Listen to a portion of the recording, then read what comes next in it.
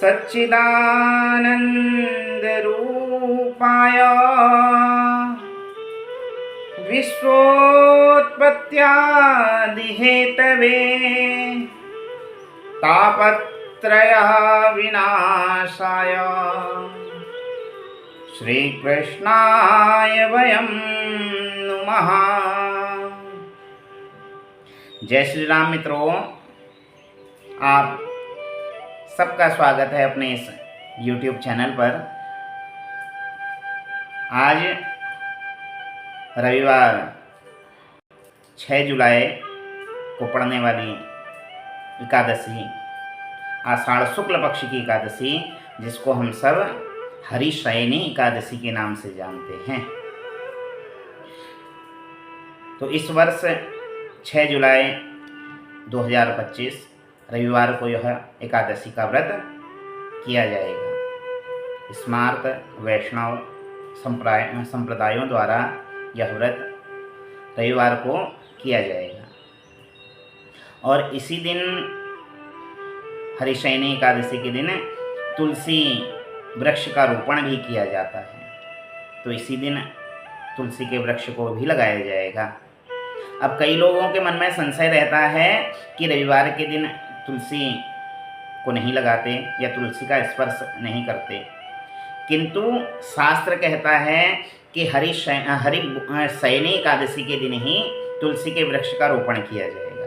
तो बिना किसी संशय के रविवार के दिन ही तुलसी वृक्ष को लगाया जाए। हाँ, जिनके मन में अत्यधिक संशय है कि उस दिन तुलसी के वृक्ष को कैसे उखाड़ेंगे, तो उसको पहले दिन अर्थात कल शनिवार के दिन ही रख लें और इतवार हरिशयनी एकादशी के दिन किसी गमले में अथवा भूमि में उस तुलसी के वृक्ष को लगाएं, उसका पूजन करें। और रविवार हरिशयनी एकादशी के दिन से ही भगवान नारायण योग निद्रा में चले जाते हैं। एक रूप से राजा बलि के द्वार पर द्वारपाल के रूप में भगवान खड़े रहते हैं और एक रूप में भगवान योग माया में चले जाते हैं। तो इसीलिए 4 माह तक शुभ कार्य, विवाह, यज्ञोपवीत आदि, गृह प्रवेश सब वर्जित माने गए हैं। चातुर्मास भी इस दिन से प्रारंभ हो जाता है। चातुर्मास में साधु, संत, सन्यासी आदि यात्राओं को वर्जित बतलाते हैं। जिस स्थान पर हैं उसी स्थान पर रहें, वहाँ भगवान का भजन पूजन आदि करें। तो चातुर्मास भी इस दिन से प्रारंभ हो जाएगा। भगवान योग निद्रा में चले जाएंगे। एक रूप में राजा बलि के द्वार पर द्वारपाल के रूप में रहेंगे इन 4 माह में, और एक रूप से योग निद्रा में शयन भगवान करते हैं। तो इतवार के दिन हरिशयनी एकादशी के व्रत को हम सब करें। चातुर्मास प्रारंभ हो रहा है, भगवान का पूजन करें। उसके पश्चात श्रावण मास प्रारंभ हो जाएगा, भगवान शिव का अभिषेक आदि जिसकी जैसे श्रद्धा है अपनी श्रद्धानुसार कर्म को करें। और रविवार के ही दिन जो 11 दिन का हरेला जिनके वहाँ होता है, वह इतवार को ही हरेला भी बोया जाएगा। जिनका 10 दिन का हरेला होता है वह सोमवार 7 तारीख को बोया जाएगा। जिनका 9 दिन का हरेला होता है वह मंगलवार 8 तारीख को हरेले को बोएंगे। 16 तारीख को हरेले का पर्व मनाया जाएगा, 16 जुलाई को। तो जिसका जैसी कुल रीति चली आई है, कई लोग 11 दिन का हरेला मनाते हैं, कई 10 दिन का, कई 9 दिन का। तो जिनकी जैसी कुल रीति चली आई है अपनी कुल रीति के अनुसार हरेले को बोएं। 11 दिन वाले इतवार के ही दिन हरेले को भी बोएंगे। तो हरेला बोया जाए, तुलसी का पूजन किया जाए। तुलसी का बहुत महत्व है शास्त्र में। वृंदा अर्थात स्वच्छता, पवित्रता, भगवान को पवित्रता बड़ी पसंद है। तन पवित्र, मन पवित्र, हृदय पवित्र है। तो पवित्रता हम सबके भीतर प्रवेश करे।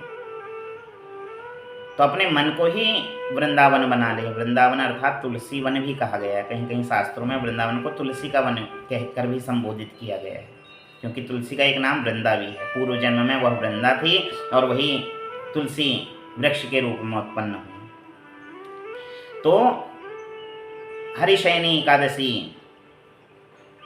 इतवार के दिन, रविवार को ही यह व्रत किया जाए, तुलसी रोपण किया जाए।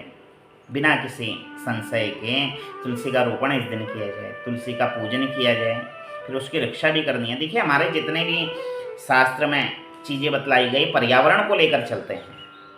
हर पर्व हमारा पर्यावरण से संबंधित है। तो वृक्षारोपण, तुलसी का रोपण भी पर्यावरण को लेकर बनाया गया है। वर्तमान समय में हम देख रहे हैं जगह जगह बादल फटने की घटनाएं बहुत हो रही हैं कई वर्षों से।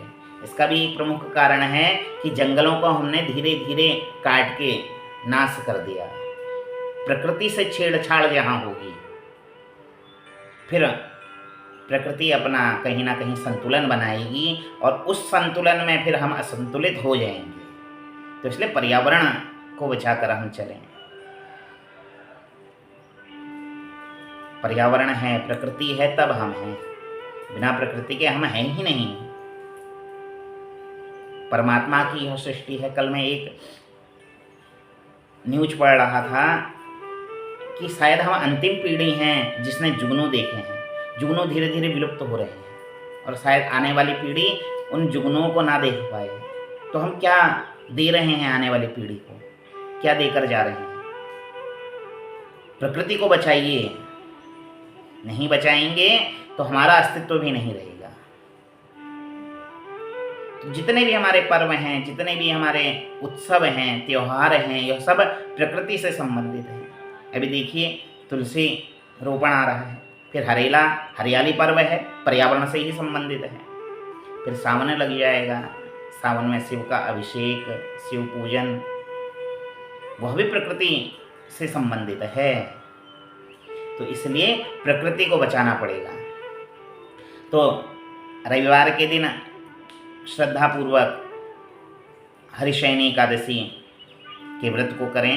स्मार्त और वैष्णव दोनों संप्रदाय के द्वारा इसी दिन इस व्रत को किया जाएगा। तो श्रद्धापूर्वक भगवान का पूजन करें, व्रत करें। भगवान शयन में जा रहे हैं तो उनका ध्यान, मनन, चिंतन सदैव मन में रहे। भगवान का पूजन करें। इसी मंगल कामना के साथ आज की वीडियो में इतना ही। पुनः किसी नई चर्चा को लेकर आप सबके सम्मुख उपस्थित होऊंगा। हरिले के विषय में मैंने जानकारी दे दी है। यदि कोई और किसी के मन में संशय हो तो कमेंट के द्वारा, मैसेज के द्वारा, फ़ोन के द्वारा वह ज्ञात कर सकते हैं। ज़्यादा ही रहा तो दूसरी वीडियो इसी संबंध में बना दी जाएगी। तब तक के लिए आज की राधे राधे। जय श्री राम। हर हर महादेव।